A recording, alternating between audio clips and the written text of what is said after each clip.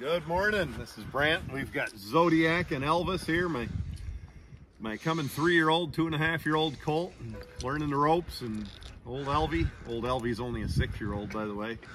I'm working today with my best helper, Nick. Nick, we've been doing this about 9 days. We're YouTube, I don't think you'd call it sensations, but we got 425 subscribers, 62 million views. We're doing all right, I think. We're having fun doing it. Are you? Oh, yeah. Yeah. Well, I want to thank everybody who's watched these videos, who's subscribed, who hit like. I want to thank everybody who's been a part of that. We appreciate all the support. We appreciate all the comments, you know, the suggestions. We're taking all the suggestions serious. We're trying to do a little bit of better videography, holding the phone sideways, and do some better camera work with what we have. You know, as things grow, we'll probably invest in some better camera equipment, but for now we're doing it with the phone. Yeah, just want to thank everybody for all the help and support. Makes us feel good, makes us feel like it's worth doing. So like I said, we got Zodi and Elvis today. Skidding some ash. We got an ash tree down. Not a bad tree. It was leaning kind of the wrong direction, and we saved a couple of decent maple and some cherry and got it down in a pretty decent spot there. As you see, this tree is sweepy, meaning it curves, it bends. We'll need a board straightener. You got to work with what you have when it comes to a lot of species. Ash is one of them sometimes. But I'm going to give you some advice on sweepy logs. What we did here, we cut an 8-foot log on the butt. Boy, it looks like we probably should cut one on the second log. I bet that'll look better out on the landing though. But we cut an 8-foot log on the butt. If you stand back where you were, Nick will show this. And it'll eliminate a little bit of that sweep. This tree bent right off the stump just a little bit. Now, Nick, being a smart dude, put a rolling hitch on this, and when we pulled this log from behind the stump, we moved it about 2 feet, and it rolled this side right up in the air where we can get to it. Now, I've said in other videos, the way to look at a log, any veneer buyer will tell you this, is to stand just off from a 90 degrees off the side of it and sight right down it, and you'll see where the straight logs are, and you'll see defects. Quite often, wherever there's sweep, and that log will not look sweepy. And we're not cutting away any usable wood. This is all slab wood that will go in the chipper. So we'll trim her up. Thought the saw was warmer than that.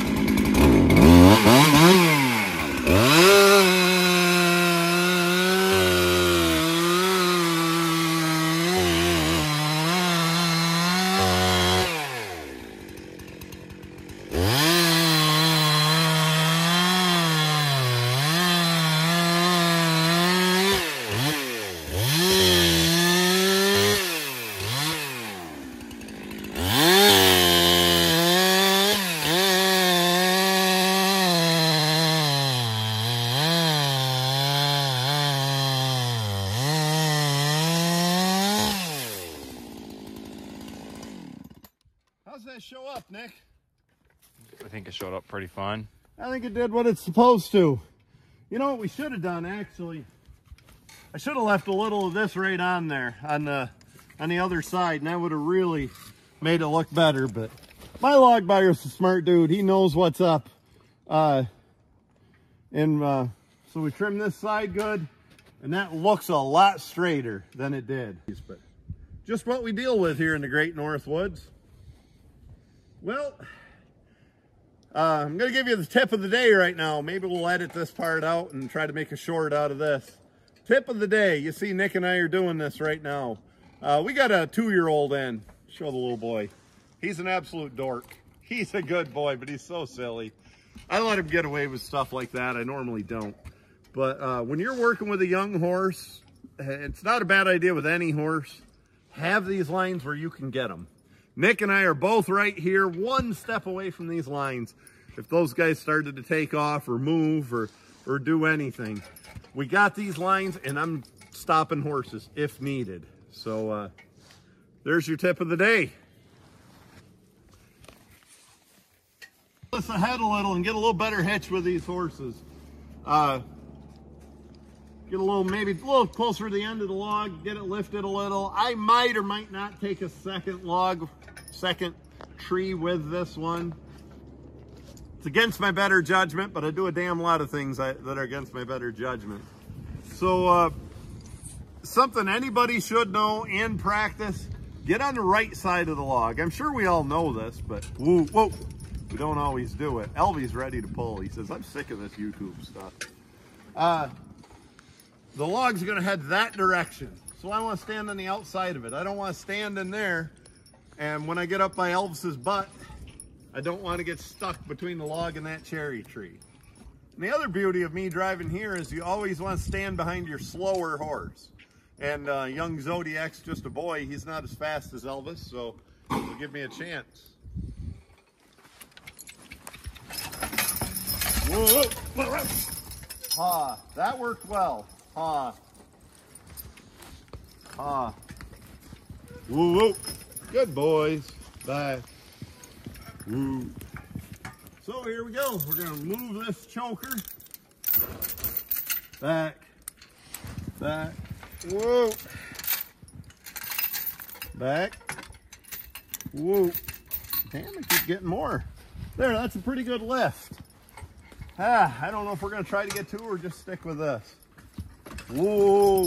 One thing I like to do is walk beside the cart till we get out off from this stuff ahead of us where the cart might bounce around through any bad spots. I like to walk until I'm on a good, safe skid road. Works even better if you have like a single horse, or what we did for years. I had a team of oxen in the woods, and I cut the timber and bunched it all together out. You know, I'd go 100, 150 feet with it to a good, safe road. And then my dad would come along. He was getting on in years, up to his 80s. And he'd hook to it with a team of horses and go out. And that worked pretty good when you can. For me, I'd rather walk and back the cart in a tight spot than I would keep unhooking with just one pair of horses. Now, maybe we'll get a single horse. Whoa, whoa. Maybe we'll show some tongs. We get a lot of people are asking about that. Back. Woo. Whoop.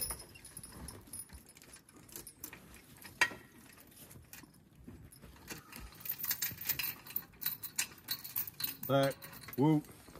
Personally, I don't love tongs on a log cart like this. Yeah. I get a really nice hook like that. Woo, I can do some extra things. You know, like Nick did on the stump there. I have to roll that log when I have to. Maybe we're skidding and we get stuck behind this cherry.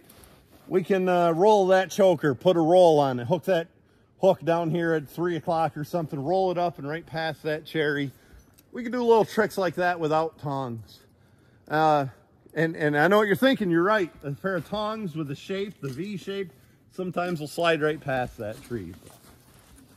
For ground skidding, tongs work fine, and I like them. For this particular cart, nah, chokers are the way for me. But, you know, for other types of cart, tongs work well. Well, let's get out ahead of us and get by that cherry tree and we'll come on up through to you. These horses are ready to work. They say, what's with all this nonsense?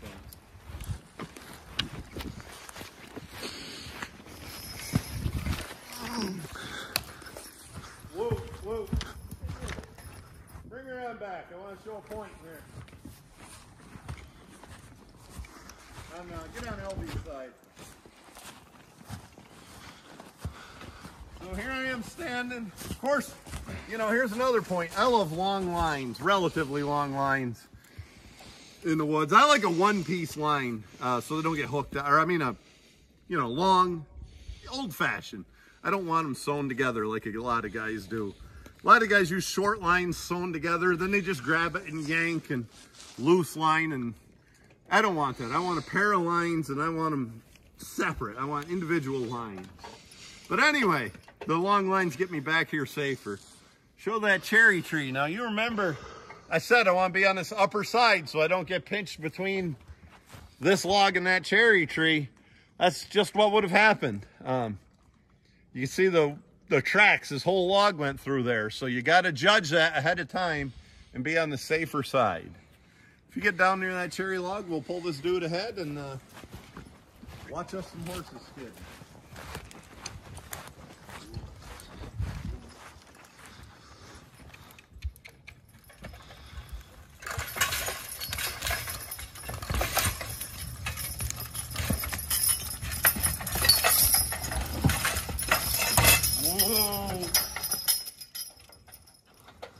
Boy, I had this planned out, this cherry right next to Nick.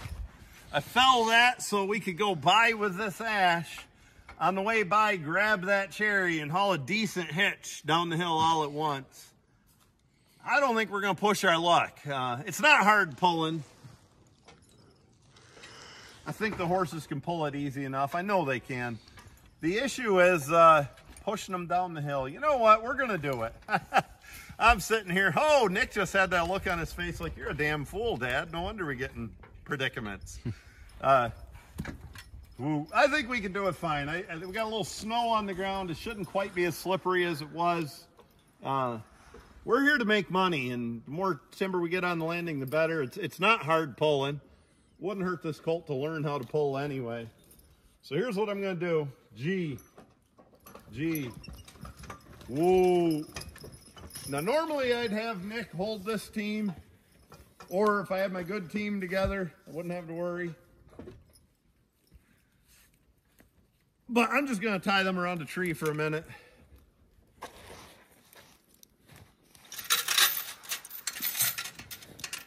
Any of you people ever work with a coworker like Elvis who's just nasty to you all the time? Elvis is just... he thinks he's the prince. He's a prima donna, and he's always nasty to his teammate. He never really does anything, but he lays his ears back, and he pretends he's going to bite him and stuff.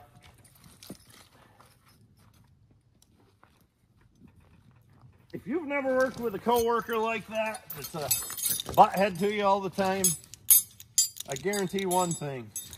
You are that coworker. Probably not anybody watching this video. I mean, geez, none of us would be like that. All right, so this was a well planned out hitch. We pulled the first one by. This is what you want to do with a skidder or a tractor with a winch or a dozer, something like that. But you pull the first one by, and on the way, grab the second one. I'm almost hoping we can pull this cherry up over the stump and get a better, tighter hitch on it, get closer. It's obviously going to have to be behind this tire. Worst case Ontario. Yes, I know that's wrong. That's a Trailer Park Boys reference. Worst case scenario, we'll have to unhook this cherry on the way down. And wherever we unhook it, it'll be that much closer to the landing anyway. So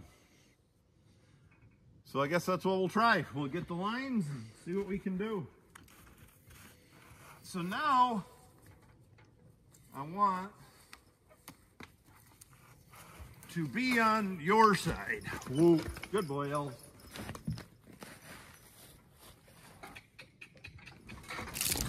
Whoa, yeah.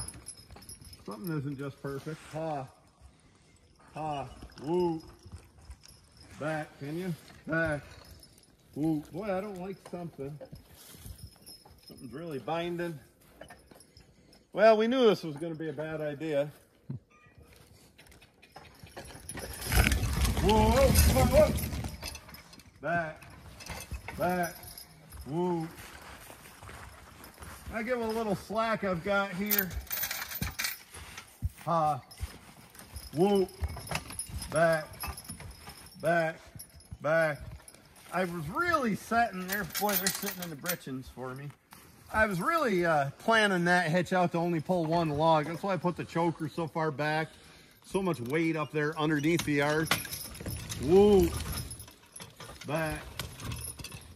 Good boys. Back. Woo. Like a bobcat cheetah.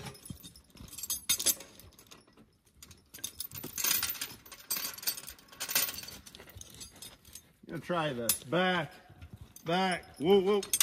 Ah, we don't need to tax those horses that hard. I'd really like to get that one choker hooked in there without the help of the long chain. I think I can. Whoa, whoa. G, G. Whoa, back, back. Whoa. How about it, Nick? Oh, yeah. Yeah, for now.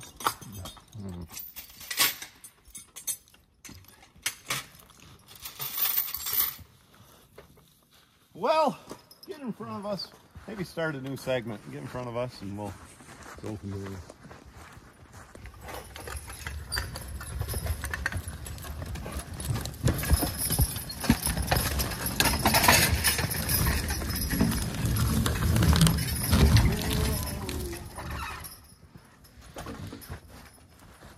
If anybody wonders about all this brush and dead stuff we're bouncing over, you're right. Normally I cut that right smooth. Truth of the matter is, I didn't want to dull my chainsaw. I've dulled it numerous times lately, cutting a path back to these. And these were the only 2 trees we're taking out of that area. You know, this cherry's right on the brink of something we wouldn't take, but it had a lot of other stuff growing around it we wanted to give some sunlight to. But anyway, yeah, I'm probably bouncing over a little more stuff. Normally we get a nice clear path and there's less tongue sway and smoother on us, but for getting 2 trees, I said, we'll be men about this and bounce over the stuff.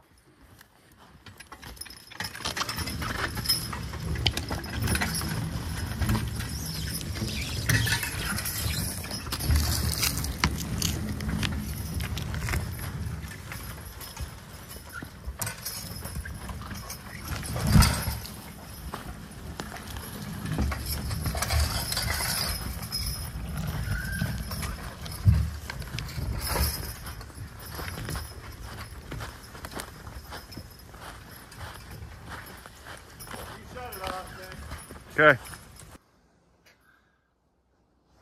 Bring her up here and show this.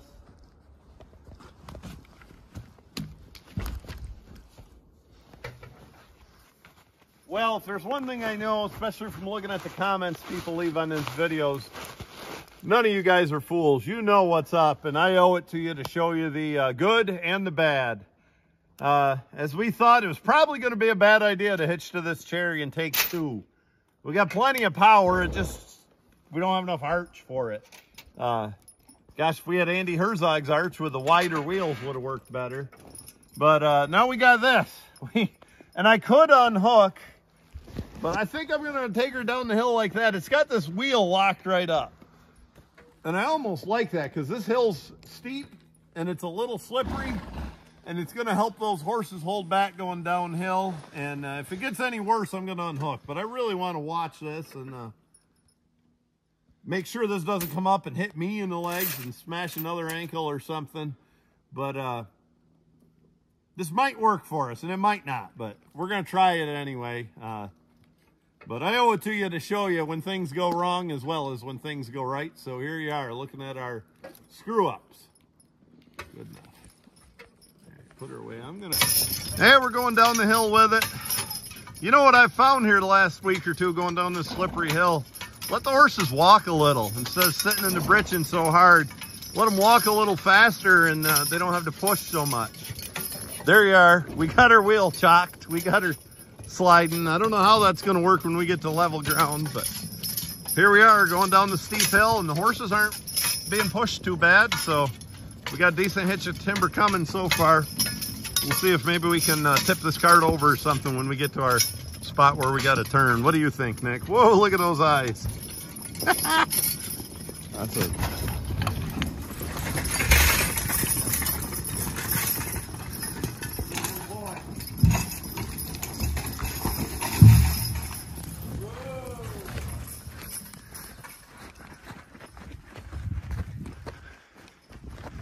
That certainly could have been worse.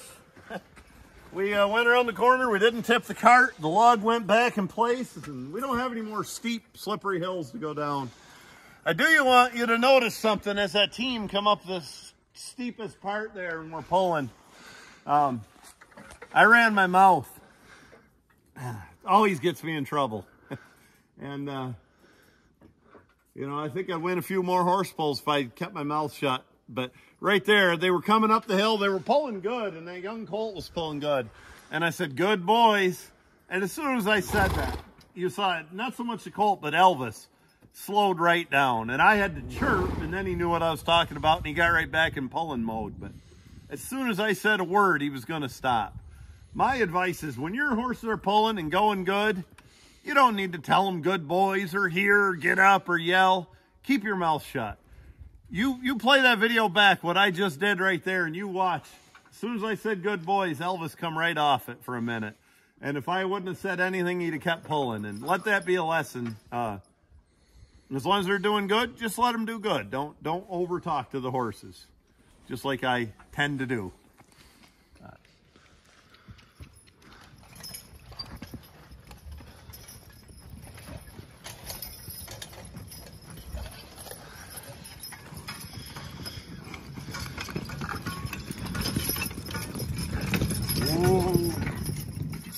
I think that'll clear the tractor.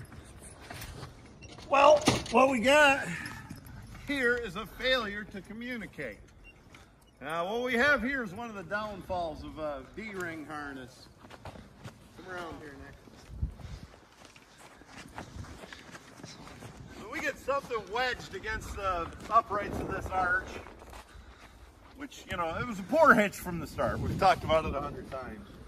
What happens with the D-ring is, if you come around front, or any side strap harness, when that gets wedged on one side, this raises right up and slaps around here, hits the collars, makes it uncomfortable for the horses. It's a give and take. You know, the other style harness that comes down through here and hitches here, you don't get that. But the other style harness, all the weight's on the collar. The D-ring, it's all right here on the back. So it's a give and take. But we made it to the landing and we got a decent hitch, you know. I don't know how many board feet are in it, but 6 logs, decent. But just to show you here, we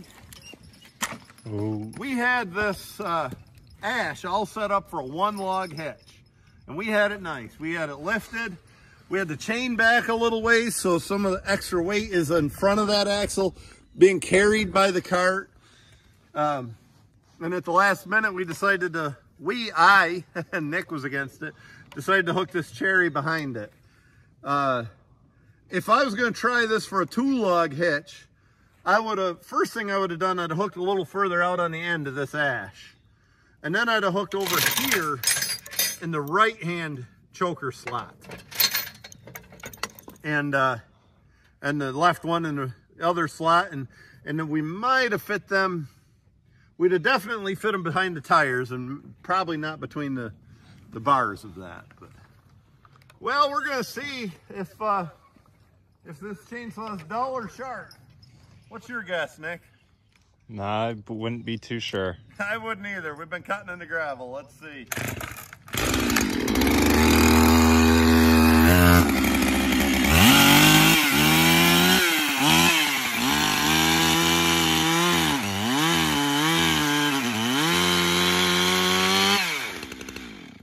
Too sharp.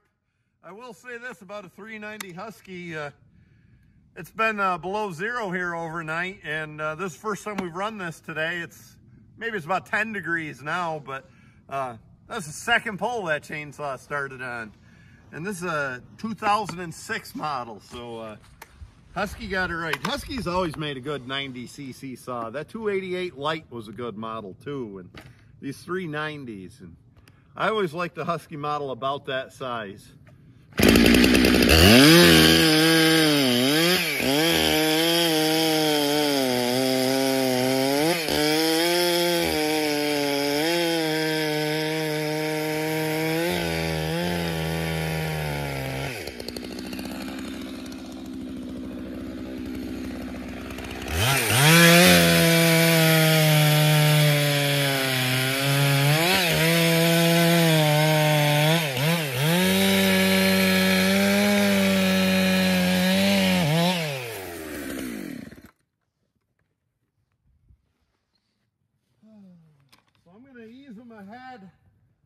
slightest little bit. Get a little space between those logs. Whoa. That's really all we need. About all they had to do is lean into the collars. Now when we roll these logs, they won't bind with each other.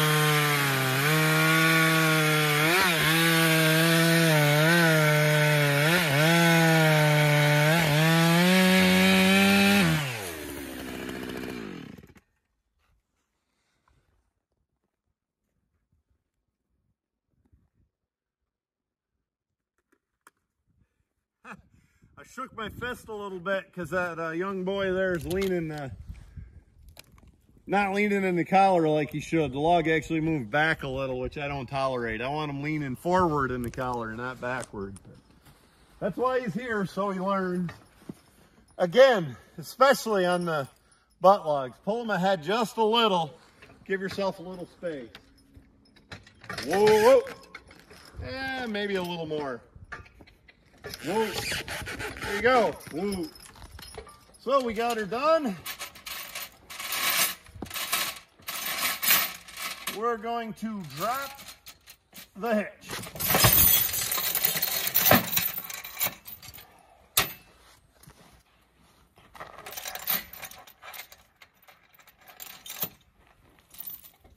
Unhook the chokers.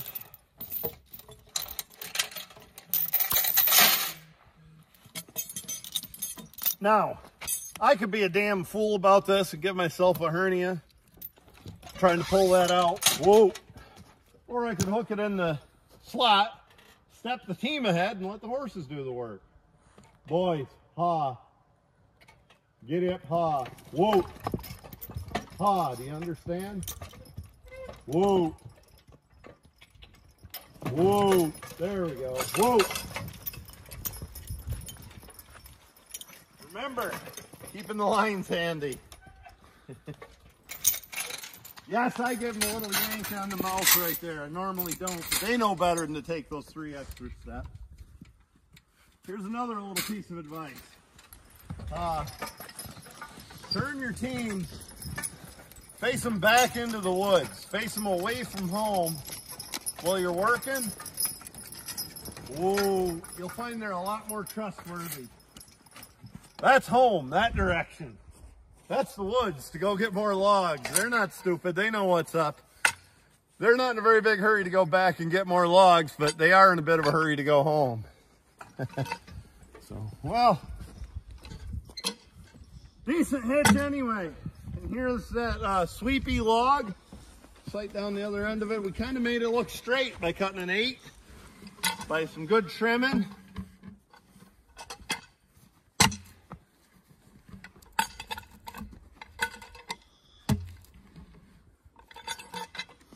Local forester here, the other side of town, Steve Andrews, Econo log, I think he calls it, had a post on a Facebook page the other day, small scale logging. Come here, Nick. He said, if you can see the heart size on ash and you can tell what it's going to be from one end to the other, you're better than him. Well, you can't. Ash, you can't tell. Look at that big heart here, which doesn't mean a lot for saw lumber. It's pennies difference between brown wood and white wood and ash. But for veneer, it matters. But look how big that heart is. It's 2/3 or bigger heart. You come down here to this end, it's only half heart. Fairly clean heart.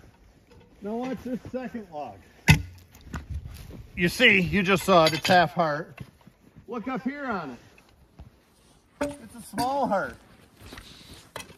You know, you can't tell ash. You can take a fair guess on hard maple. Sometimes you can take a little guess on soft maple. You don't know what you're going to get until the tree's down and cut in ash. I would recommend to any log buyer out there, don't buy a double length veneer ash, because it could have a 1-inch heart on one end and a 1-inch heart at 21 feet. And in the middle, it could be an 8-inch heart. So anyway, just a little point I wanted to make there.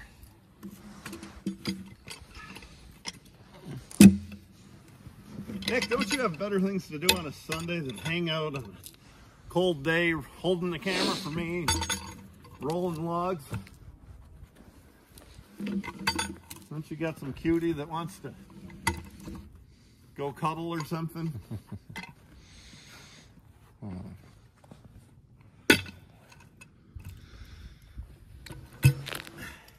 Speechless.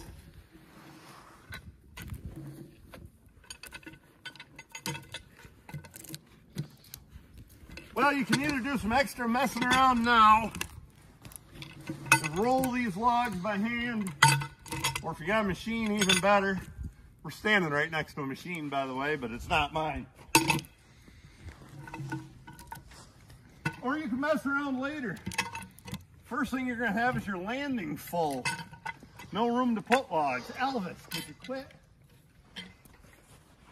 The next thing you're going to have is a log truck that has to move 8 times to get a load of logs.